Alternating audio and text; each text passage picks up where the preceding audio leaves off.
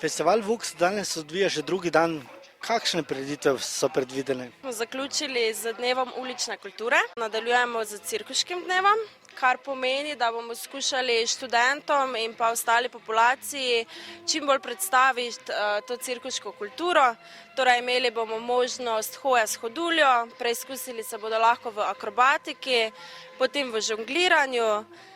Imeli bomo tudi vedeževanje, torej če bo kdo hotel izvedeti, kaj ga čaka v prihodnosti.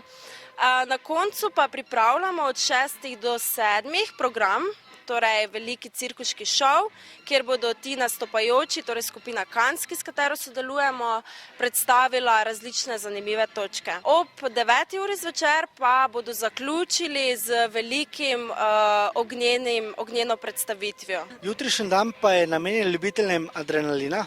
Tako je, pa tudi potem četrtek.